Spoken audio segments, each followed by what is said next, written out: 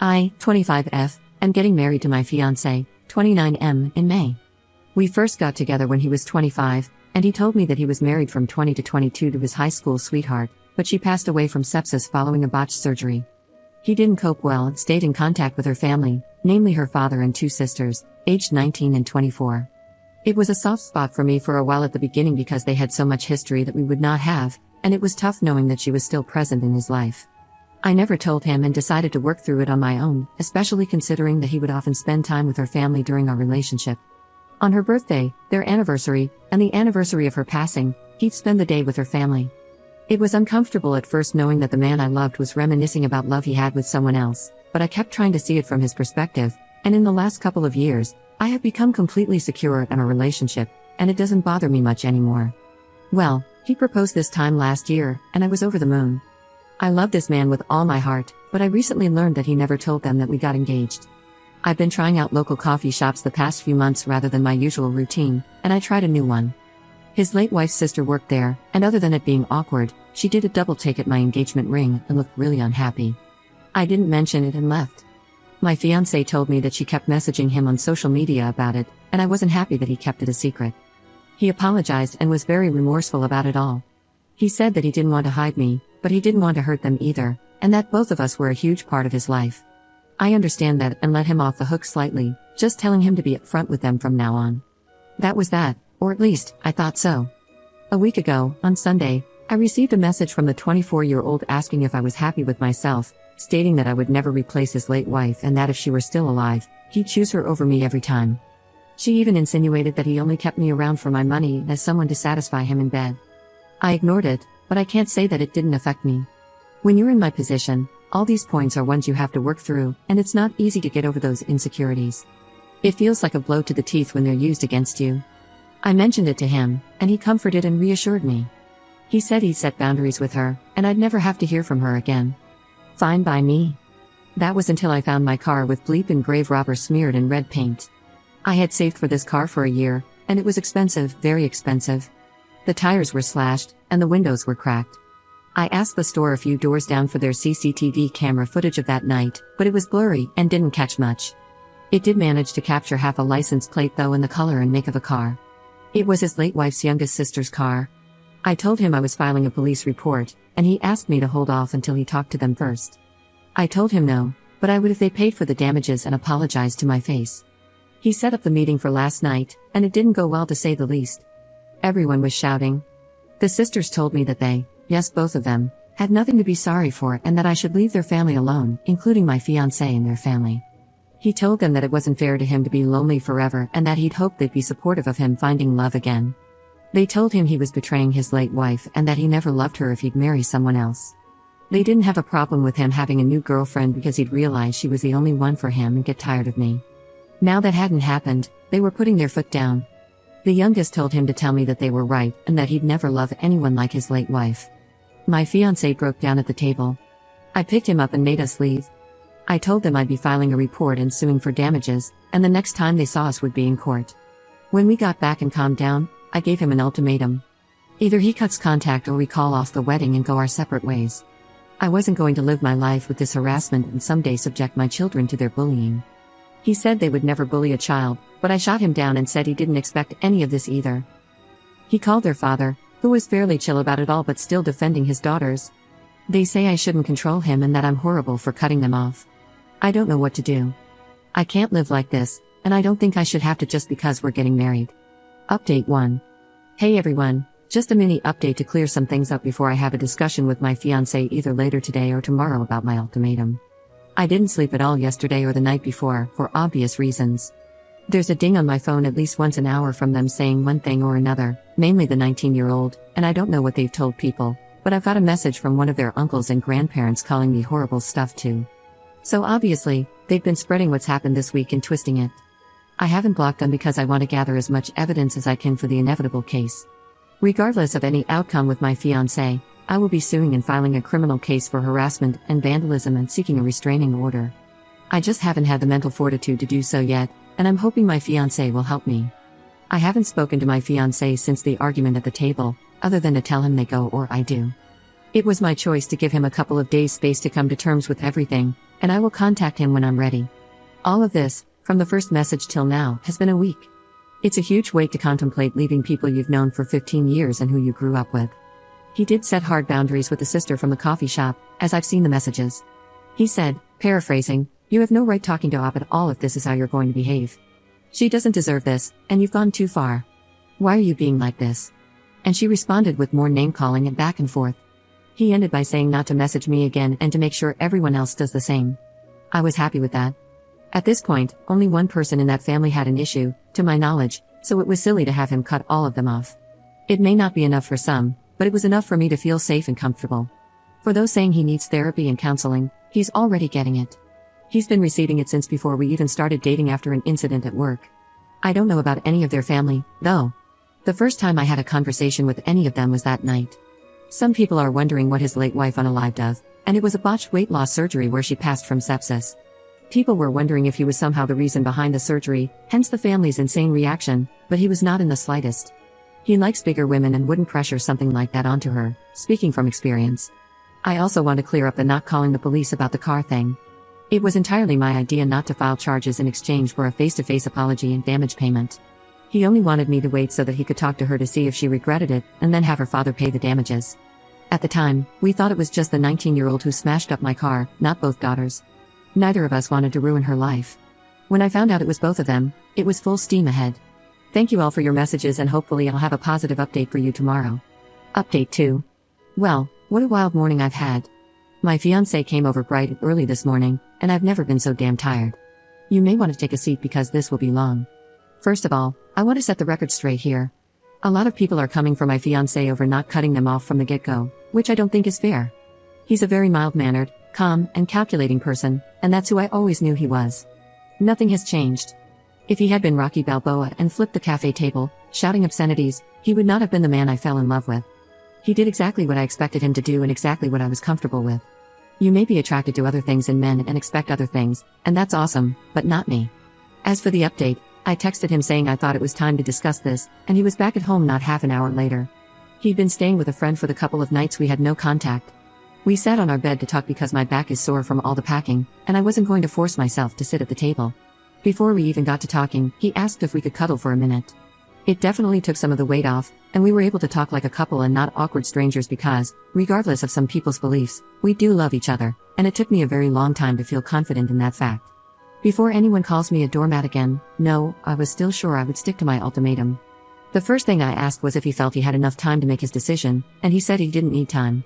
He was very shocked and bewildered at how so much could change in just a week and how everything he knew was shaken up that he couldn't think and went numb. He did apologize that he didn't take a more defensive stance at the cafe, and he doesn't want to make excuses for it.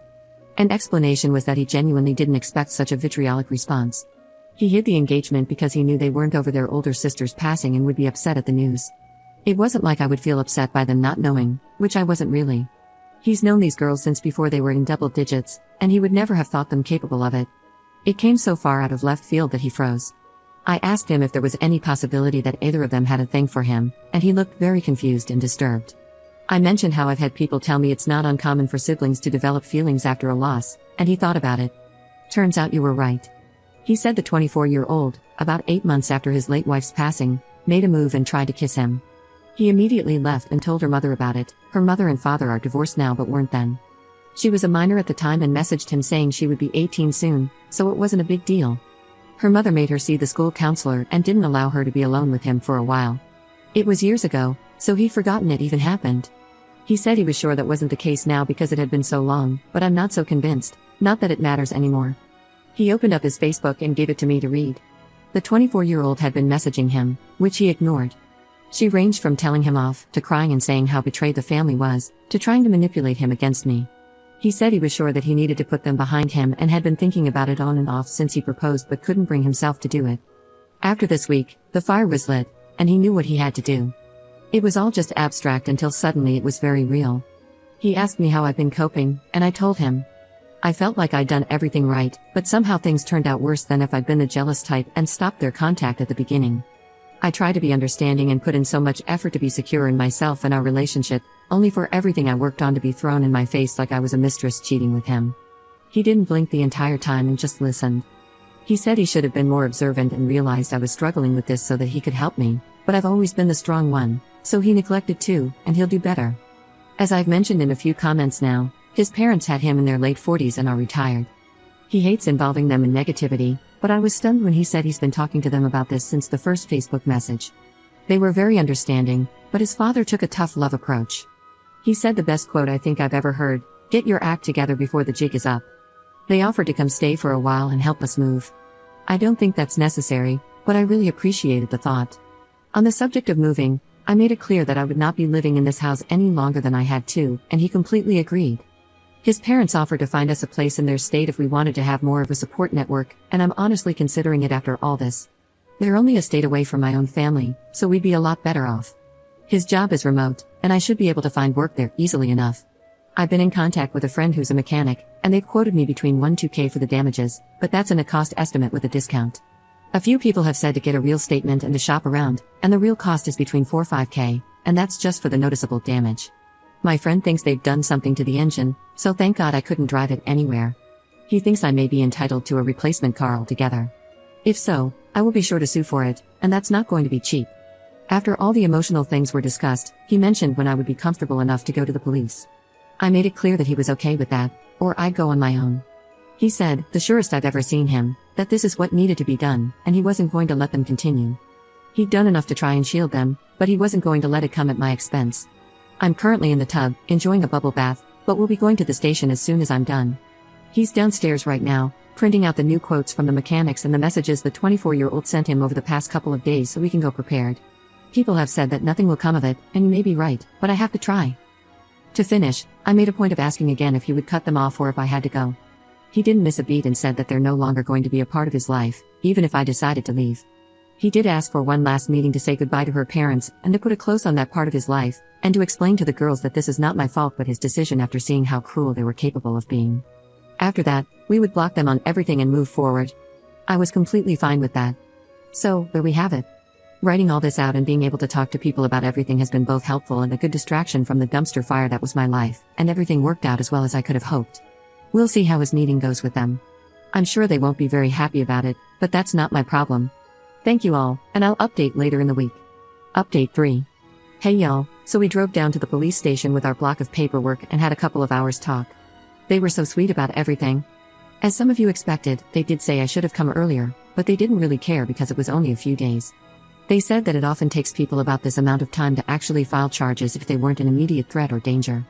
I handed them everything, and it looks like I've got plenty of evidence.